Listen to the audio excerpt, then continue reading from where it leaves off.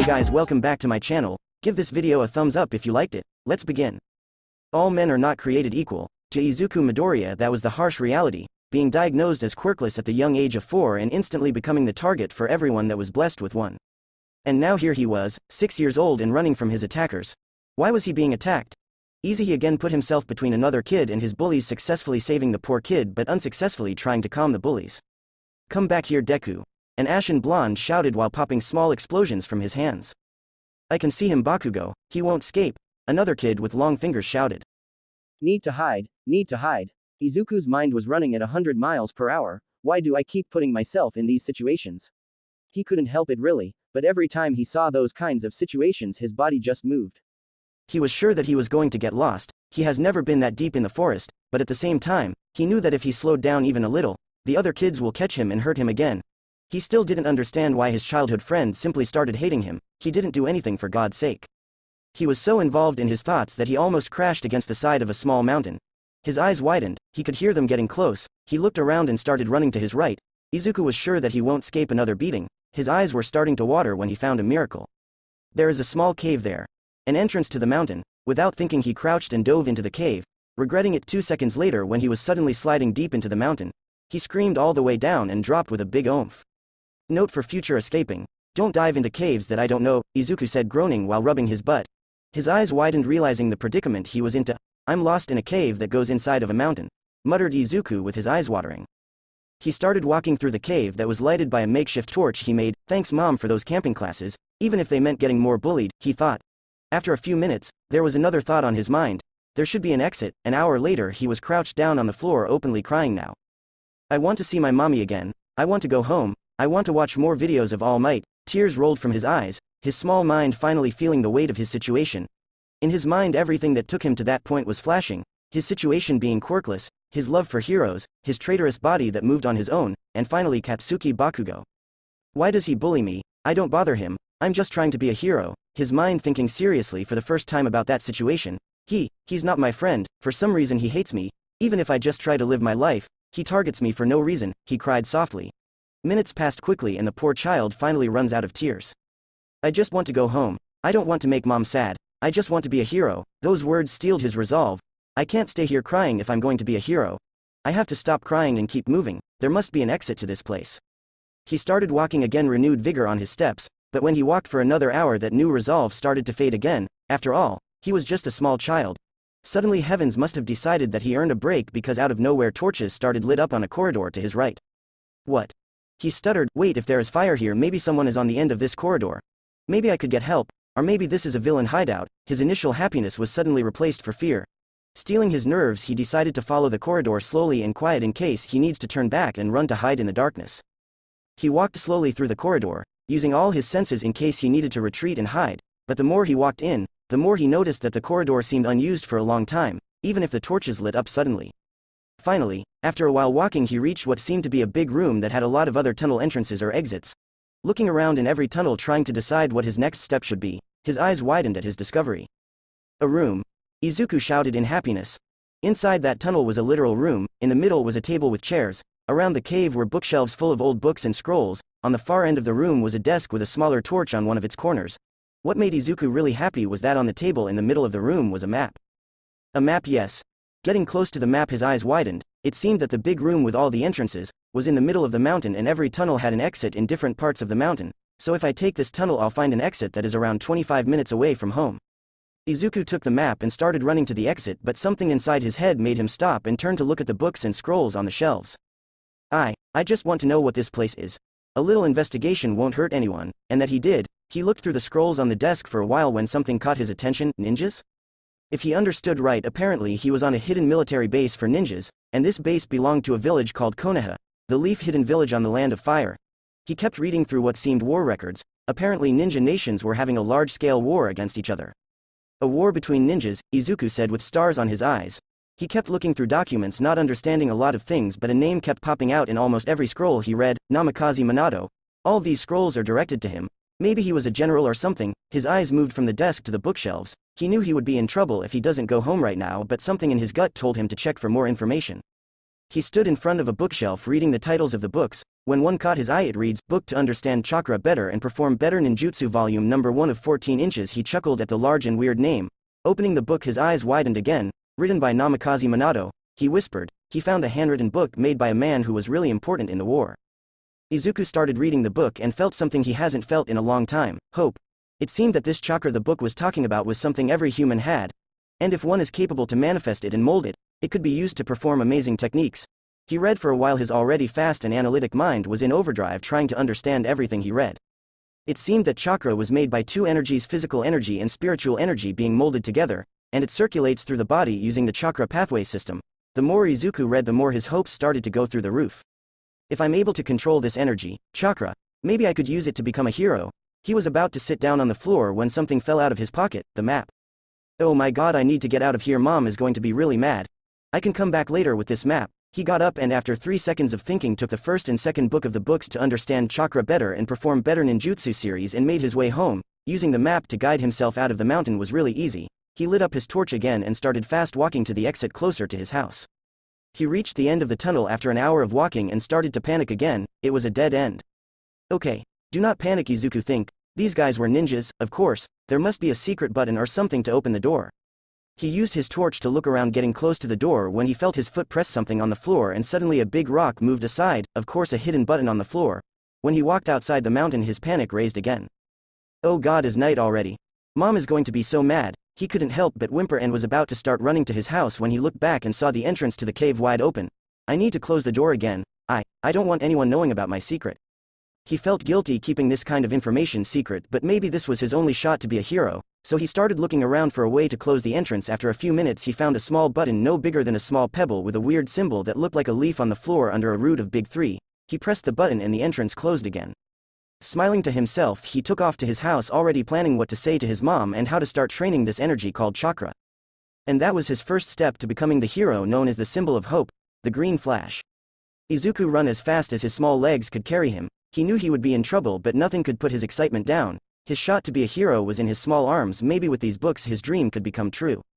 After 25 minutes running he reached his house. Panting a little he steeled himself. His mom would be mad without doubt, but he needed to tell her about what he found. Turning the knob of his department, the door slammed open revealing his mom.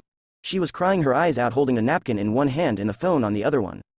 Izuku, she cried, dropping the phone to hug her son. Where were you? I was worried sick. You're in so much trouble, young man. She cried on his ear.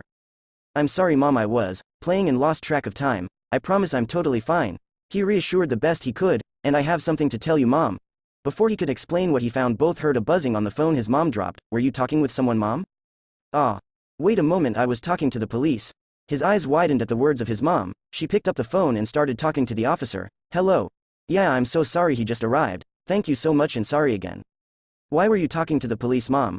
I'm late, but I'm just 2 hours late is not that much, Izuku questioned. I thought something happened to you. You're never late and I got worried, Izuku. You could get hurt or lost. Izuku hid his flinch as much as he could. That was actually what happened, and you don't have anything to help you. Her eyes widened, and Izuku's head dropped. I don't have a quirk to help me in those situations. I know mom, he said sadly. Don't worry mom, I just lost track of time while playing. Are you going to give me a punishment or can I go to my room? Inko's eyes started to water. I'm sorry Izu, I'm not going to punish you this time, but please don't do it again. She sighed. Dinner is ready, you can eat before you go to your. I'm not hungry mom. Saying that, Izuku walked to his room, leaving a teary-eyed Inko at the entrance of their home, who didn't notice the 2 books in her son's arms. Closing the door to his room, Izuku put his back on the door. He knew his mom was just worried about him. It's normal after all. But saying that he was in more danger than everyone for not having a quirk hurt him, even if she isn't completely wrong. He took a deep breath, went to his desk, put the books on the table, and slapped his cheeks. He needed to focus. Maybe if he can control what is on the books, his mom would never have to be worried for him again. Stealing his resolve, he opened the book to understand chakra better and perform better ninjutsu volume number 1 in one of his own notebooks and started to study. It's been 2 days since the chaotic day on the mountain, discovering the books and his new resolve to become a hero. And Izuku wasn't having a good time. He already read the books and made way more notes than needed, but he couldn't tap on the chakra. Come on, what am I doing wrong? Izuku muttered. Okay, I think I have enough stamina for my age. After all, running from the other kids really gave me a lot of it. I think that's something I have to thank Bakugo for. That was another thing he was working on, finally stopping calling Bakugo his old nickname for him. And no matter how much I meditate, I can't seem to tap on the spiritual energy. Maybe I can't do this. Maybe everyone is right and I'm only a Deku. His resolve was breaking. After all, he was just a small bullied child, and almost everyone he knew said that he was worthless and that he couldn't become a hero. Izuku dropped to the floor of his room. He was giving up. No matter how he tried, he was getting frustrated. Nothing was working. He let himself lean completely on the floor, and now he was looking at his ceiling, a single poster of All Might with the quote, "You can do it, I believe in you." In his child's mind, it was like his favorite hero was talking to him, like saying, "Don't give up, kid," and that again steeled his resolve. Izuku took a deep breath and sit up again. He will try again, over and over again. He would not give up when something literally appeared in front of him and gave him hope. "Okay, let's try again," Izuku told himself, repeating on his head all the steps to enter in a meditative state. He researched on the internet. Taking a deep breath, he started to clear his mind. After a while, Izuku's mind entered a deep meditative state and he could picture himself floating in a white ocean of nothingness, and started again to reach for the energies he needed to activate his chakra. He almost instantly tapped the physical energy, already getting accustomed to the feeling of that energy. In his mind, the energy turned into a green sphere and he took it in his hand. Now he started to look inside himself for the spiritual one. Normally after a few minutes of searching he would give up or simply lose focus, but this time he was completely determined to find it. His resolve must have something to do because suddenly he felt something new, another type of energy that he hasn't felt before. Trying to not lose focus or get too excited, he started reaching for that new feeling. At first hand, he could tell that it was really different from the physical energy. The physical energy was wild and energetic. This felt warm was the only way his mind could describe it, like something he craved for. Finally, he saw it, a big red energy on a part of his mind. That must be it. He couldn't help but grin. His dreams will become a reality. He extended his arm only for it to not reach the energy, and unlike the physical energy, it wouldn't go to his hand. "Come on, come here," he shouted in his mind. "Just a little bit more. I'm so close." He could feel himself lose focus. "No, I can't lose focus now that I'm so close. I'm not going to give up. I'm going to prove everyone that doubted me wrong. I'll become a hero that saves everyone with a smile and nothing will stop me." Every doubt, every thought that weighed him down was vanishing from his mind. Finally, his soul was soaring with true happiness and hope. "Yeah, I'll become that. A symbol of hope for everyone." Suddenly his hand touched the warm energy and turned into a sphere of red light on his hand. He looked at it smiling. "And no one will stop me," he whispered to himself, using his hands to merge both spheres of energy to become what he needed to make that dream come true. Izuku gasped and suddenly he was again in his room out of his meditative state. "Wow, what happened?" he said, looking around. His eyes widened when he focused again. I did it," he whispered. "But did he?" He shook his head. "No more doubts," he thought, standing up. He focused and suppressed a scream when he felt it. He felt the chakra running through his body. Focusing again, he tapped his new energy, his chakra, and focused it on his hand, only to squeal a bit when he saw the blue energy surrounding it. Finally, he let the tears fall from his eyes. He made it. After all this time, he really made it. "I need to train my chakra." He giggled a little after thinking that. "I need to master it and train more than everyone. And I need to get the next 12 volumes of Minato's books." His mind halted a bit. "Namikaze Minato, I don't know who you were or what happened to you, but thanks for helping me to achieve my dreams. I know I still have a long way to go, but thanks to you and your books I know I can do it." "Thank you so much, sensei," whispered Izuku with a little smile. Far away in a mountain lost to the man, someone felt a spike of chakra suddenly appear. It's been centuries since someone awakened its chakra. When the hidden villages fell and the new era started, the ninjas slowly disappeared from the earth, and the final nail of the era of the ninjas was when the quirk started to manifest on the world. "So a new shinobi has born. This will be really interesting," croaked a small figure. The next week was crazy for Izuku. He stood most of his time in his room practicing with his chakra. Thankfully, volume number 2 of Minato Sensei books had a few techniques to start to practice molding his chakra. He fell to the floor again for the 50th time after trying to walk on the wall of his room. When he learned that ninjas could do that and that it was a great way to practice, he decided that he would master that first. And as everything related to chakra, it was more difficult to do than it is read on paper. He groaned and panted lightly and understood that he needed to take a little break to recover his chakra. He didn't want to repeat what happened the day after he could project his chakra. He shuddered at the memory. "I need more physical training to make my chakra reserves bigger. Maybe I could run a bit and make some calisthenics," he muttered to himself. "I need to go to the cave again, but that will take time and I don't think my mom will be happy with me if I take a lot of time." He really wanted to share his secret with his mom, but to do that he needed to show her what he could do. That was the main reason to try so hard to walk on the walls. He needed to prove to his mom that he had what is needed to become a hero, and that level of chakra control was only the first steps. He kept lying down for half an hour before trying again. He understood that he needed to keep the flow of chakra steady, but at the same time he was scared to make a hole on the wall if he put a lot of chakra on his feet, so he was trying to put the exact amount of chakra little by little, even if that meant fall to the floor over and over again. "Okay, last time I felt my foot grab to the wall, so I think I'm getting close to the right amount of chakra needed." He focused the chakra on his feet again, putting a little more this time, and put his right foot on the wall, grinning wildly when he felt it secure on the wall. Now the next foot, Izuku thought with a little worry. He closed his eyes and jumped a little to put his left foot on the wall. He waited for the pain on his back, but it never came. Slowly he opened his eyes and saw the ceiling. Slowly but surely he took another step and then another, and suddenly, he was walking on the ceiling. I did it. He shouted with happiness only to hear a loud noise outside, and a few seconds later his mom opened the door and looked at him with wide eyes. Izuku? She stuttered. Hey mom, I need to talk to you about something, Izuku said, still on the ceiling with a wide toothy grin. Inko Midoriya was concerned for her son. After that night he came back late. She hardly sees him out of his room. He just comes out to eat and take baths. She understood that maybe he was a little mad at her, after what she said when he came back. But who could blame her? She was a single mother of a precious bundle of joy that unfortunately didn't have any power to help him get by in this cruel world. Still, she felt bad for what she said a couple of years back. Even if she promised herself that she'll help Izuku in everything he'll do, she couldn't stop from being worried about his lack of quirk. She was washing the dishes when she heard a scream coming from Izuku's room. I did it. She dropped the dish in her hand and ran to see what happened to her son. When she opened the door her eyes widened at the scene. Her son, her beautiful bundle of joy, was standing on the ceiling of his room with a wide grin on his face. Izuku? Was the only thing her mind could say. Hey mom, I need to talk to you about something, her son said, still grinning widely. Her mind rebooted and instantly she got worried. Izuku, how are you doing that? Get down on this moment. She saw Izuku nod and he slowly walked to the wall and over the wall until he was on the floor. Izuku, are you okay? How did you do that? She said while crouching to hug him. It's something I've been training for mom. I'm using my chakra to keep me on the wall. I have to keep a steady flow or otherwise I would fall. That's why I walked slowly. This is the first time I managed to do it, Izuku kept muttering, so she needed to make him focus again. Wait Izuku, what are you talking about? Chakra, what is that? She was getting worried. Is chakra something dangerous or illegal?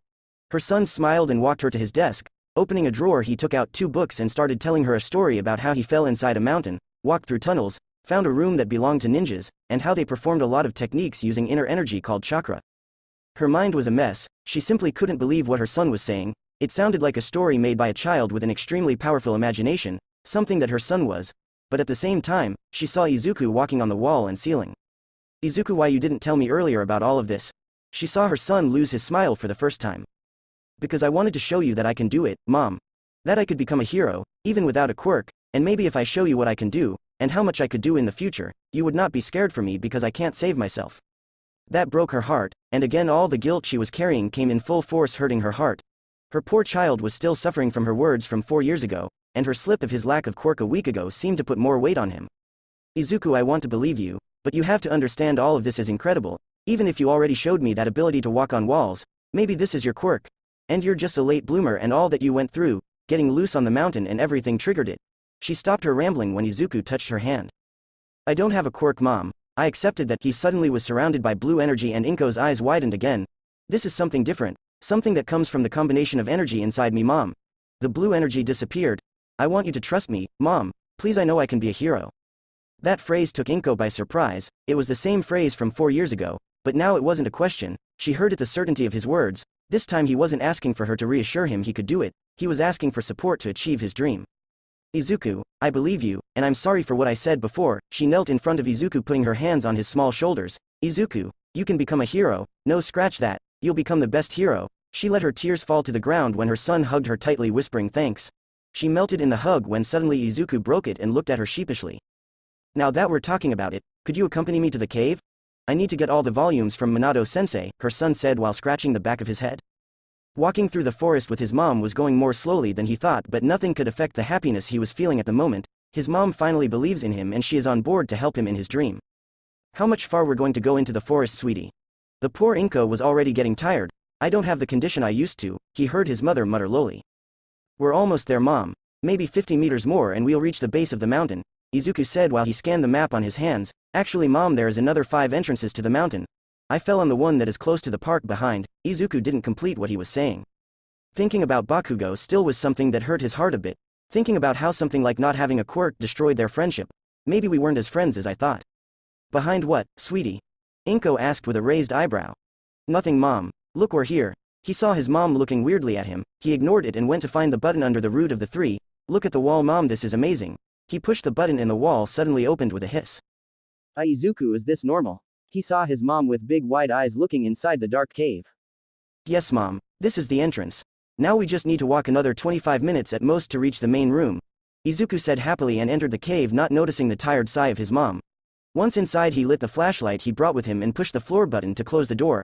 I don't want anyone to find this, Mom. Is my only shot at being a hero and I need to maintain it as a secret, he muttered, a little ashamed at being selfish.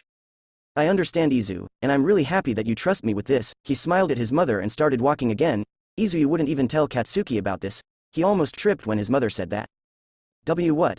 He said, thinking about what to say to his mom. Why would you want to keep this secret from your friend Honey? She asked again. Izuku bit his lower lip, not knowing what to say. He turned to his mom and looked at the worried gaze his mother was sending him and decided to take another level to their trust. Bakugo is not my friend anymore, Mom. His eyes glistened with tears. Since he knew I didn't have a quirk, he stopped being my friend, and after a while, he started attacking me. His mom gasped. I don't do anything to him, Mom. He is just mean to me because he can. The tears were falling from his eyes now, and the teachers don't do anything, Mom, they just let him be. Oh, Izu. His mom was crying too. She dropped to her knees and hugged him really hard. I'm sorry, Izuku, I've seen some weird attitudes and how sometimes you came home more rouge than normal, but I thought that you were just playing more rudely. He felt her shake while hugging him. She was really sad. It's okay, Mom, I'm alright. He tried to reassure her when she broke the hug and looked intensely at his eyes. Does Katsuki have ever used his quirk on you? He knew it was really serious hearing the tone his mother was using. Yes, he whispered and lifted his shirt to show her the small burn mark on his back. Normally he doesn't, but when I interfered to stop him from hurting other kid, he gets really mad. Oh, Izu, don't worry, I'll talk to Mitsuki. This would not continue happening, I promise. He could see the conviction in his mother tone. Don't make him get in trouble, Mom, Izuku whispered. I don't want to get him in trouble, Izu, but he needs to understand that what he is doing is wrong. He is not only hurting you but the other kids too. And I'm going to have a long talk with your teachers. They should not allow that kind of attitude in a kid, for God's sake. I wanted to talk about that, Mom. I know I'm just finished my 3rd year of elementary school, but I don't want to stay in that school anymore. Inko's eyes widened, and before she could say anything, Izuku continued, I know that's the closest school to home, Mom, but I can wake early or even use a bike. I have some savings. With a little more of time I could maybe save enough to buy one to go to another school, I promise. We'll do it, Izu. I'll look for another elementary school that is close and has hard politics against bullying. She interrupted him. Even if you now have something that could pass as a quirk, she said, smiling. Izuku couldn't help but hug her as hard as he could. Thank you so much, Mom, he whispered, but I don't want people to know about my abilities just yet. I need to train more and still don't know the limit about what I could possibly achieve with chakra. Okay, Izuku, we'll do it at your own pace, but for now I want you to show me this room you talked about before I go home looking for information for your new school and all the lawsuits I can put on your old school. Izuku couldn't hear the last thing his mom said, but he decided to roll with it. After their talk, they kept walking, both with more energy on their steps, and finally, 20 minutes later, torches lit on the walls, startling the poor woman, but Izuku held her hands to calm her down. She seemed to relax after a few moments. I still don't know how that works, but is amazing, isn't it? His mom just nodded, more relaxed but still startled. They reached the main cave after 5 minutes, and taking her hand, Izuku started to lead his mom to Minato's room. Look, Mom, this is the place I talked to you about. Izuku was excited. He immediately ran to the bookshelves and started to take the rest of Minato's books of chakra, dragging his mom for help. So you're the one that awoken chakra, huh? Some unknown voice croaked. Izuku and his mom dropped the books they had in their hands, looking around for the person who talked to them. Do you heard it too, Mom? Izuku whispered to Inko, who just nodded rapidly. I'm up here, kid. Mother and son heads snapped to look on top of the bookshelves, and to their surprise, it wasn't a person who talked to them, it was a toad, a really old-looking toad. Ah, I'm guessing this is your stuff. Sorry about taking it without permission, sir. I was just really intrigued about. A boisterous laugh interrupted him. Don't worry about it. I own nothing that is here, but I can say it was owned by a friend of my people, the toad said while looking at the scrolls. I'm really sorry if my son touched something without permission, sir. He is really curious, but don't worry, we'll leave this place. Izuku, please put the books in their place and let's go. Izuku was about to protest when the old toad talked. Oh no, by all means, he can take whatever that is here. As I said before, I own nothing here, ma'am. He chuckled a bit. But maybe I could help you, young boy. Izuku and Inko didn't know what to say about the small toad. Even if animals with quirks existed, they were really rare. And what is he talking about helping Izuku? Ah, maybe if I show you. Please follow me to the main cave, ma'am, young boy. He jumped off the bookshelf and in another leap got out of the room. What do you think, Izuku? Inko asked worriedly. Izuku bit his lower lip. He had a lot of questions about what the toad was talking about and what he said about Minato's being an old friend of his people. Let's go, Mom. I think he is trustworthy. Both got out of the room slowly, and Izuku positioned him and his mom strategically at the start of the tunnel that would take them to the exit they came from, while the old-looking toad was in the middle on the main cave, looking at them with a kind smile.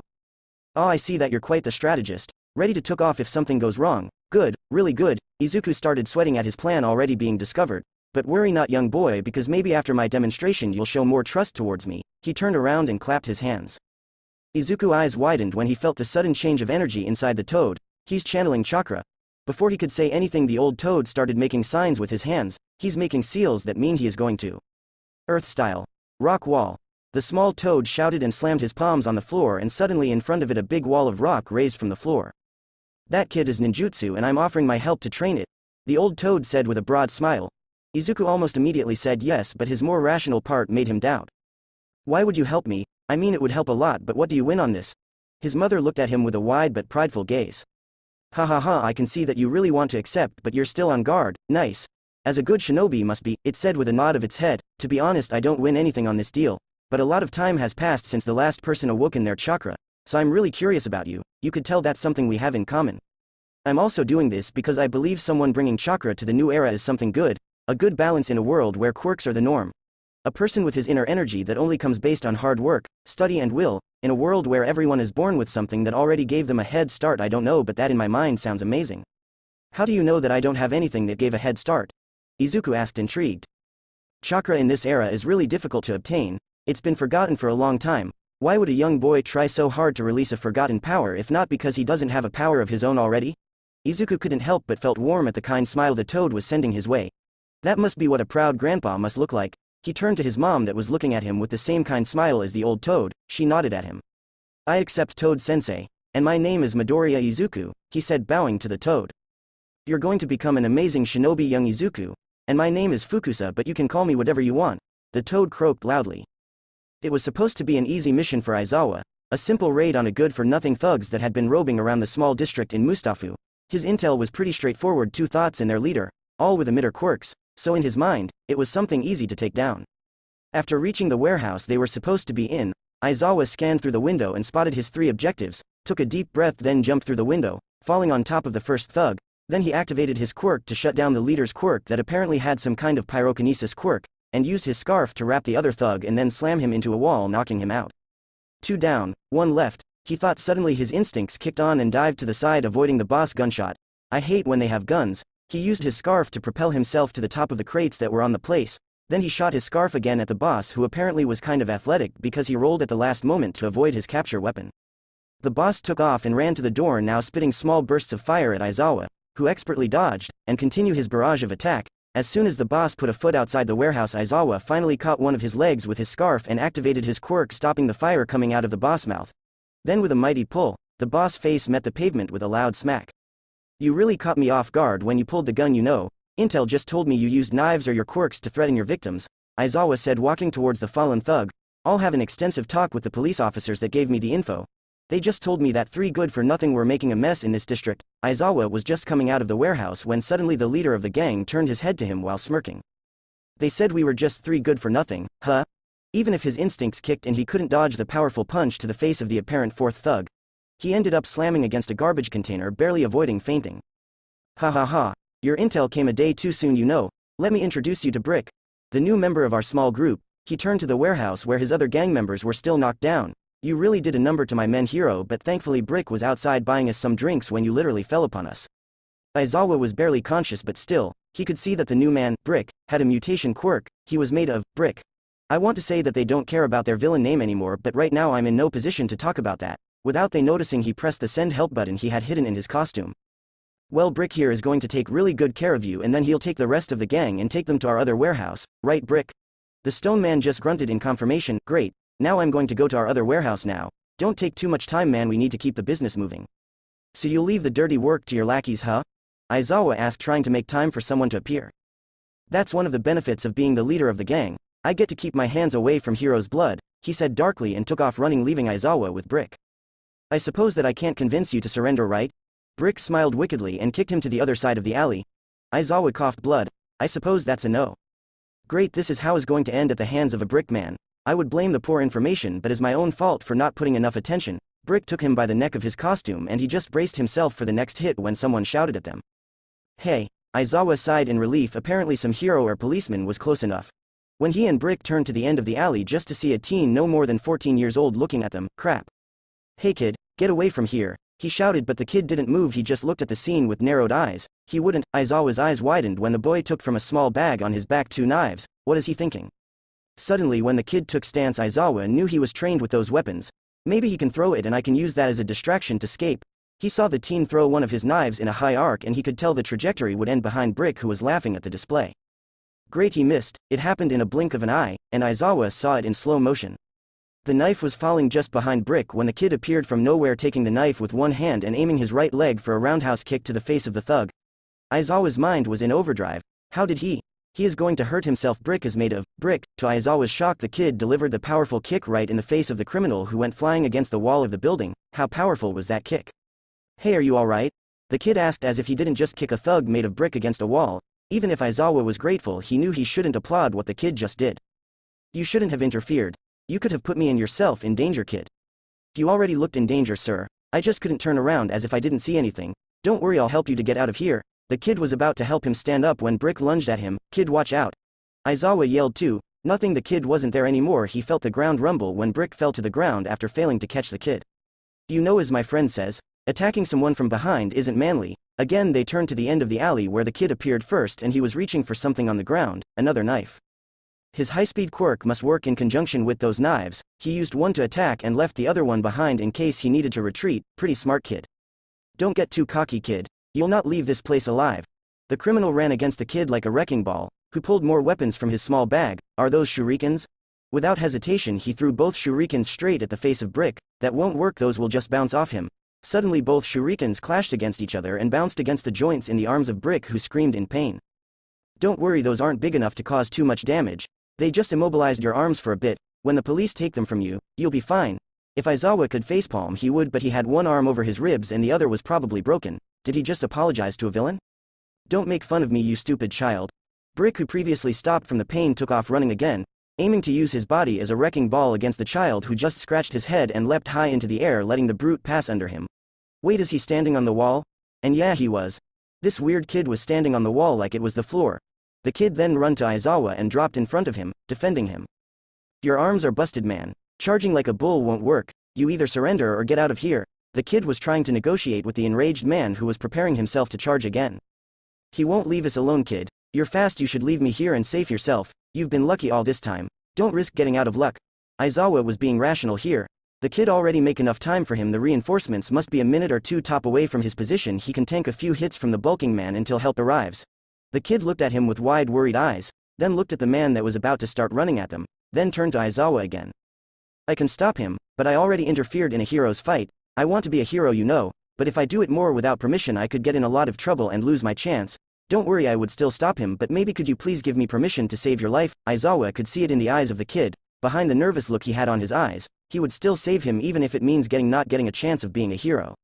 And he knew that Aizawa was the only one that could keep him from that fate. Are you sure that you can stop him without getting injured? He saw the kid narrow his eyes.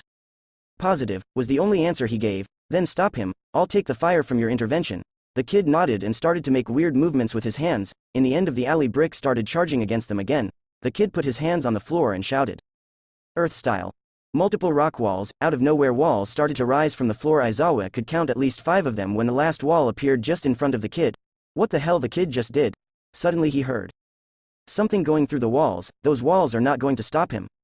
Kid, move. He shouted, but the kid didn't move. He just waited. When they heard the 4th crash he just took a step to the side and the 5th wall exploded in debris. Aizawa was worried. The kid failed. He needed to run. But before he could say anything the dust cleared and saw Brick on the floor unconscious. I calculated wrong. Maybe his brick was denser than the standard construction bricks. He saw the kid picking the unconscious man with a stick. What are you talking about, kid? He couldn't help but ask. Well, even with his body made of brick he still has a brain inside the head. With the strength and speed he was running I thought 4 walls would be enough to stop him. I mean the 3rd wall would give him a concussion and the 4th wall would have knocked him down. Of course, I was just trying to guess the density of his brick skin. After all, standard bricks aren't that tough. But being a quirk I supposed he gained density either with training or something, like the bones get callous and sturdier. Thankfully I put the 5th wall. Okay, you were prepared, I get it. Aizawa isn't impressed easily, but this kid apparently decoded the quirk of a criminal that he saw for maybe 3 minutes and calculated how to counter it, not mentioning how he saw the weak point in the joints of the man in a matter of seconds. Aizawa turned to the fallen criminal and used his good hand to reach for quirk-suppressing handcuffs, only to see that those were as broke as his arm. Great, kid, help must be on its way, you should leave. He showed him the broken handcuffs, and as you can see I can't immobilize him, so if he wakes up you would be in danger again. Ah. Don't worry about it, I can immobilize him. Before Aizawa could ask anything the kid started to make those weird hand gestures again. Lava style, ash stone ceiling. Suddenly the kid shot some weird mud-looking liquid from his mouth and covered the criminal except for the head and below his elbows. It could be dangerous if I put more pressure on the shurikens. But don't worry. His arms are still immobilized, the kid said, trying to reassure Aizawa. Don't worry kid, you did good today. I can assure you that I would be dead if you wouldn't interfere, so they won't be so harsh with you. They could hear the sirens of the police getting closer. Normally I would let you go and forget about all of this, but as you can see, he pointed at the half-destroyed walls and the rock-covered criminal. People will ask questions I can't answer and that would be problematic. Don't worry, I'll vouch for you. Aizawa, for all his rationality, couldn't help but be grateful to the teen. It wasn't a lie that he would be dead if he hadn't interfered. Thank you so much, Eraserhead-san. That make Aizawa raise an eyebrow. How do you know who I am? He asked with narrowed eyes, but the kid didn't seem intimidated at all. Maybe he looked more busted than he thought.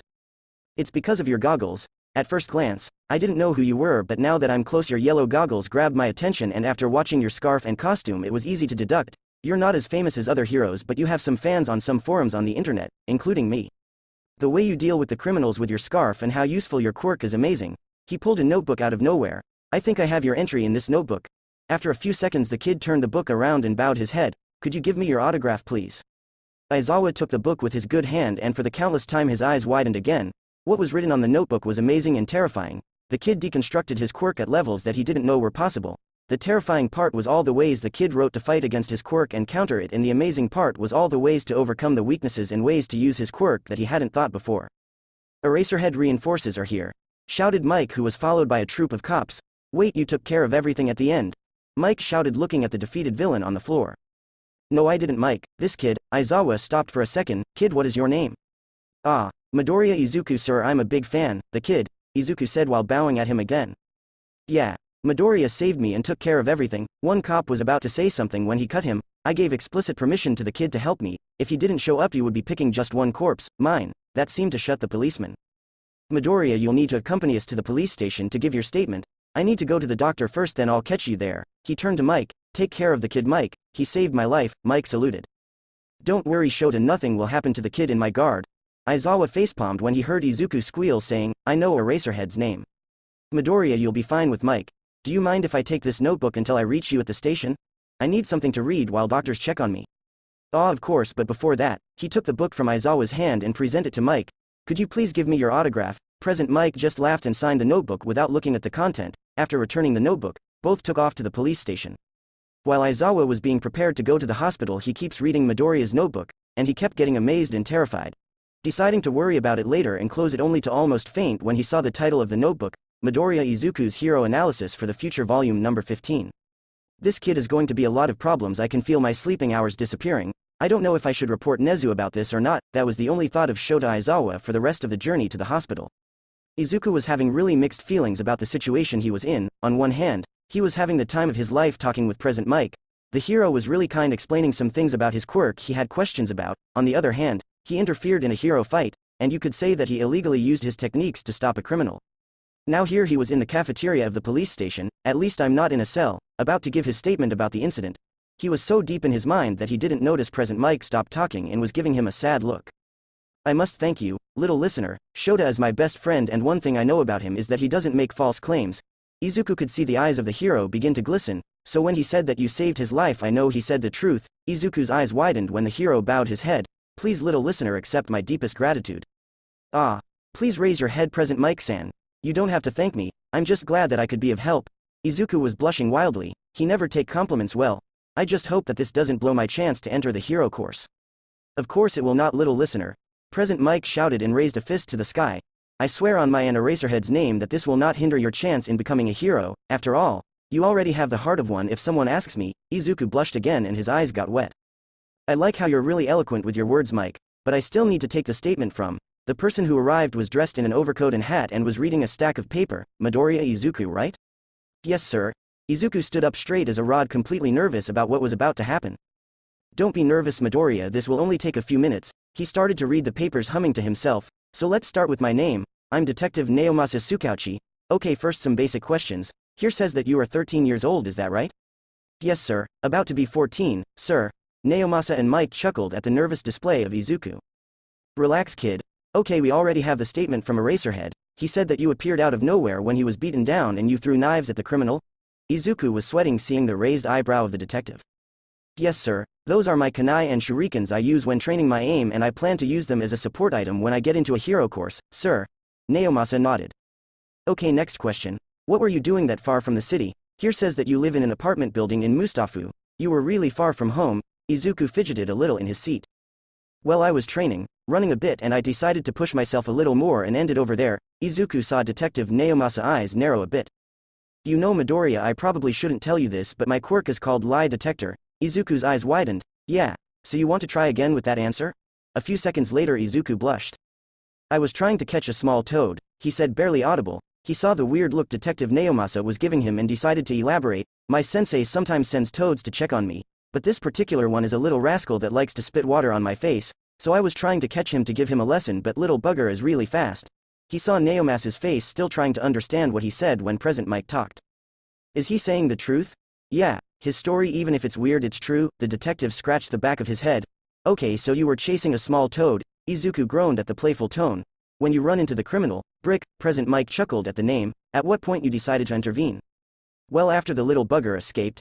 Izuku growled with a blush on his face. I turned to see Brick kick Eraserhead against a wall, and he was about to attack him again. That's when I decided to intervene. Alright, I must thank you, because if what Eraserhead said is true, again Present Mike intervened. It's true, Naomasa, and you know it. Izuku saw Present Mike fist clench. Right. Well, Eraserhead said that he wouldn't be with us if not for your intervention. Naomasa nodded at him. Here said that he gave you explicit permission to help him. Izuku nodded. Okay, last two questions. First, the officer said that you, begged on your knees that we do not call your mother. My mom is a very nervous woman, sir, and she has an outworldly big tear glands. I just want to avoid getting the police station flooded. Again Naomasa raised an eyebrow at the weird truth Izuku said. Right. Well, we had to call her, but managed to convince her you were completely alright and her presence wasn't needed. Great. I need to buy a new mop on my way home. Izuku whispered with his head down. Naomasa chuckled a bit before asking his final question. Just to finish this, I have a doubt about your quirk. Izuku tried and failed to not sweat in nervousness. Here says that your quirk is energy manipulation, and I fail to understand how you manage to create barriers from the floor or walk on walls, as Eraserhead's statement tells. Ah, that's easy to answer. Izuku said too cheerfully. Those are parts of my abilities. I can mold my energy in my feet, for example, to grab myself to a wall, and my rock walls are made by the same principle. I use my inner energy, fuse it with the floor, and mold those walls. Naomasa and Present Mike had their eyes wide open. Alright, your quirk seems pretty handy. That would be all the statement I need for that case. Izuku sighed in relief. Now, out of the case, I want to talk to you about your weapons. Izuku immediately tensed again. Crap. It says that you have permission to use them as part of your training, he said, looking through the papers on the table. Still, using sharp weapons is really dangerous and shouldn't be allowed to anyone that isn't at least in a hero academy. You could hurt someone. Another voice joined the conversation. With the little demonstration he gave me, I know he is very skilled with those tools, Naomasa. That kind of skills are only achieved with years of practice. The only reason someone is going to end hurt because of those weapons is if he deliberately attacked someone, and it has not happened. Aizawa turned his head at Izuku. How much time have you trained with those tools? Izuku didn't miss the way he referred to his weapons as tools. 7 years approximately, sir. How many incidents you have in his papers in those 5 years, Naomasa? None, but that doesn't mean he won't put people at risk. Aizawa narrowed his eyes and fished something from his pocket. My shurikens. Catch Midoriya. He tossed them to Izuku, that caught them expertly, then walked to the kitchen and took 4 plates. I want you to use your shurikens to destroy these targets. Are you ready? Izuku almost didn't have time to think when Aizawa threw the 4 plates into the air. Izuku saw his targets and threw both shurikens in a wide arc. When the arc closed, 2 plates exploded when the shurikens went through them. The arc closed more and both shurikens clashed against each other and ricocheted to the other targets, blowing them to pieces too. Naomasa and Present Mike have left again with wide eyes and mouth open at the display. As you can see, Naomasa, I barely gave the kid time to think and still he hit the targets. I believe that is enough demonstration to say that he has enough training and won't hurt anyone if he didn't mean to do it. Izuku felt really thankful at the tired-looking hero. Yeah, I can see that. Well then, that would be all then. Naomasa cleared his throat. Again, thank you, Midoriya, for saving Eraserhead, and please don't make habit of it. Izuku bowed his head. Thank you so much, detective, and don't worry, I'll pay for the plates. The detective just chuckled. Don't worry about it, Midoriya, I'll fill a report and take it from Aizawa's payment. The tired hero just grunted at him, and with that, the detective left. That was amazing, little listener. Present Mike suddenly shouted. How did you do it? It was practically an impossible shot. Izuku scratched the back of his neck. A lot of practice. Actually, my sensei made me train similarly, Izuku said while remembering the old toad. He must be an amazing teacher then, Present Mike said while giving him an OK sign. Yeah, he is the best. Izuku recovered his shurikens and got closer to Eraserhead. Thank you so much to talk on my behalf, Eraserhead-san, he said while bowing. I said I would take the fire from you, so don't worry about it. Aizawa presented Izuku's notebook to him. These are some amazing notes you have here, Midoriya. You really think so? Izuku said with stars on his eyes. Yeah, actually, do you mind if I make a copy of my entry? It gave me a few ideas. Izuku was practically vibrating with excitement. Oh my god, yes. He blushed at his loud voice. Please, I would be honored. After making copies of Eraserhead and Present Mic entries, both said their goodbyes to Izuku. I know you may be tired of hearing it, Midoriya, but thank you for saving me. Izuku couldn't help but smile widely at him. Are you sure you don't want us to take you home? No, please, you don't have to. He hugged his notebook. You already made so much for me that I wouldn't want to give you more troubles. Eraserhead nodded at him and used one side of his capture scarf to wrap Mike and the other to pull himself over a building. Izuku was smiling widely, looking at the cool exit the hero made, and hugged his notebook again. I can't believe that I had 2 pro heroes' autographs now, he muttered to himself. I can't wait to tell Mom about this. He looked around, checking if anyone was close. When he was sure he was alone, he said, Hiraishin, and disappeared in a green flash from sight. A few buildings away, Eraserhead was using a pair of binoculars to watch Midoriya, only to him to blink out of existence. You really feel like a bunch of problems, he said while smirking. So you're telling me that after fighting a villain, getting interrogated by the police, and getting late home, you didn't expect that your mom would be angry? Kirishima asked. Kirishima Eijiro was one of 2 persons Izuku could call a friend. After changing school, he decided to be alone. After all, his training required a lot of time. So he thought that if he didn't have friends, he will have the time to train with Fukusa-sensei and on his own. But Kirishima had other plans. 2 days in his new school, and apparently Kirishima decided that they would be friends. At first Izuku was reluctant, but pretty soon he understood that having Kirishima in his life was not a choice. So he went with the flow, and now here he was 7 years later with the best friend he could have asked for. If you say it like that, it sounds pretty dumb, Kirishima, Izuku complained. Both were walking through the school preparing to go home after classes. It is pretty dumb, Midori bro. What I don't understand is why the cops didn't call your mom. I begged them not to. Imagine the ruckus my mom would do on the police station. The floor on the principal's office is still wet and she was getting good news at the time, he said, waving his arms wildly. Yeah, I'm pretty sure your mom has 2 quirks. I mean, it's physically impossible to cry that much and not dehydrate, Kirishima joked, and Izuku chuckled. The best part was that I got 2 new autographs in my notebook. I would have loved to talk more with them, all the stories they could have told me. Izuku's eyes were shining. Only you put having signatures on a notebook over fighting and winning against a villain, Midori bro. Kirishima punched his arm jokingly. Now you have an advantage over me. Not only your abilities make you more flashy, now you have more field experience. Kirishima was, apart from his mother, the only one that knew about the truth of his abilities. You'll be an amazing hero, Kirishima. You don't need more flashiness to be one, and one simple fight won't put me ahead of you. Remember, I may try to save everyone, but you will be the wall that protects them from harm. Kirishima grinned happily. In his mind, he was grateful to have someone like Izuku by his side, someone that always reminded him what he could become, and above all, you'll protect your beautiful pink princess, right? Now Kirishima regretted ever meeting this mischievous green traitor. Putting Izuku in a headlock, he started to mess with his hair, playfully getting revenge after Izuku's remark, and at the same time trying to hide the bright blush on his face. Huh. I don't know what you're talking about.